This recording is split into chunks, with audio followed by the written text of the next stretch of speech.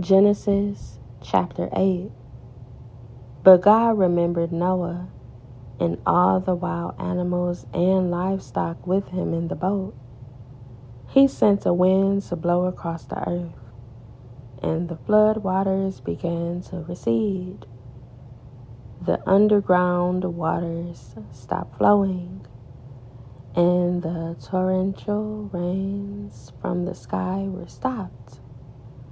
So the flood waters gradually receded from the earth. After 150 days, exactly 5 months from the time the flood began, the boat came to rest on the mountains of Ararat. 2.5 months later, as the waters continued to go down, other mountain peaks became visible. After another 40 days, Noah opened the window he had made in the boat and released a raven.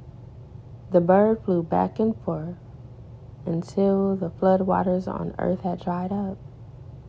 He also released a dove to see if the water had receded and it could find dry ground. But the dove could find no place to land because the water still covered the ground.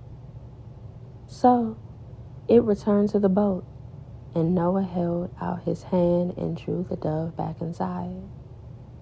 After waiting another 7 days, Noah released the dove again.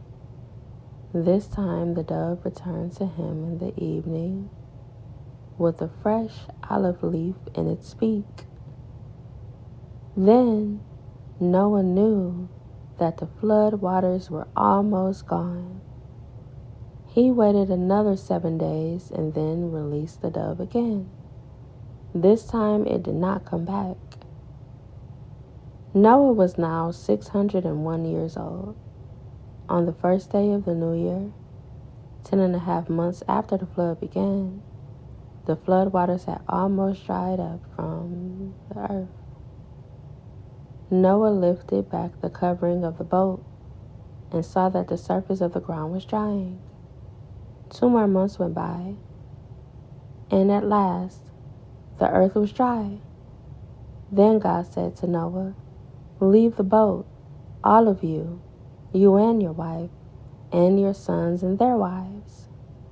Release all the animals, the birds, the livestock, and the small animals that scurry along the ground, so they can be fruitful and multiply throughout the earth."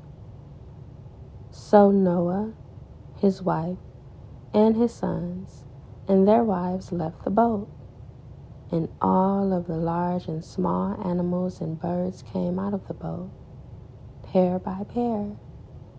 Then Noah built an altar to the Lord, and there he sacrificed as burnt offerings the animals and birds that had been approved for that purpose. And the Lord was pleased with the aroma of the sacrifice and said to himself, "I will never again curse the ground because of the human race." Even though everything they think or imagine is bent toward evil from childhood, I will never again destroy all living things. As long as the earth remains, there will be planting and harvest, cold and heat, summer and winter, day and night.